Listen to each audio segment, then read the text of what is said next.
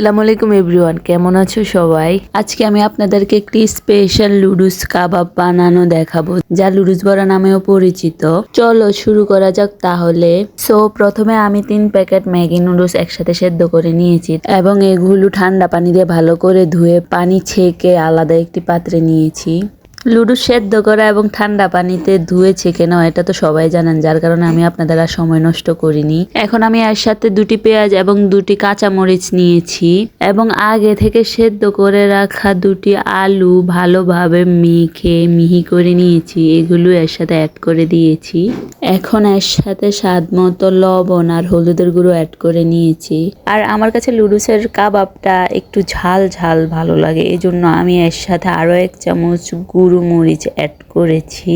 যারা ঝাল কম খান তারা না অ্যাড করলেও পারেন, বাট লুডুসের কাবাবের টেস্টটা ঝালের কারণেই বেশি ভালো লাগে। এর সাথে কিছুটা গরুর মাংসের গরম মশলা অ্যাড করেছি এবং সাথে ম্যাগি নুডলসের মশলাগুলো অ্যাড করে নিয়েছি। আপনারা চেষ্টা করবেন ম্যাগি নুডলসটা ইউজ করার জন্য, বিকজ এই নুডলসে থাকা মশলাটার কারণে কাবাবটা একটু বেশি টেস্ট আসে। আপনারা চাইলে 10 টাকা করে বিক্রি করে ম্যাগি নুডলস ওইগুলো কিনেও ব্যবহার করতে পারেন। আমি এখানে 3 প্যাকেট ম্যাগি নুডলসের মশলা ইউজ করেছি। তারপর এর সাথে 3 টেবিল চামচ বেসন এবং 1 টেবিল চামচ শুকনো চালের গুঁড়ো অ্যাড করেছি। আপনারা চাইলে চালের গুঁড়োর পরিবর্তে আটা বা ময়দাও ব্যবহার করতে পারেন, সমস্যা নেই।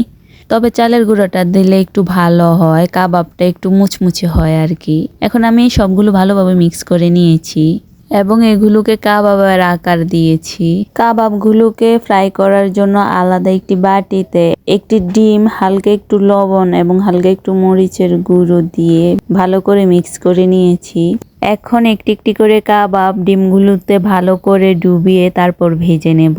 লুডুসের কাবাব কিন্তু সাবধানে ভাজতে হয়, তাই ভাজার সময় খেয়াল করবেন, সাবধানে ভাজবেন। কারণ আপনি যত কিছুই লুডুসের কাবাবে অ্যাড করেন না কেন, লুডুসের কাবাব ভাজতে গেলে কিন্তু নরম হয়ে যায়, যার কারণে বেশিরভাগই ভেঙে যাওয়ার সম্ভাবনা থাকে। এই জন্য সাবধানে ভাজবেন এবং এক পাশ ভালো করে ভাজা হয়ে সারলে তারপর উল্টে দেবেন।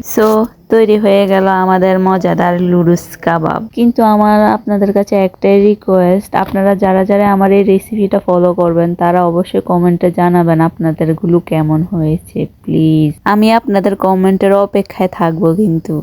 Good bye.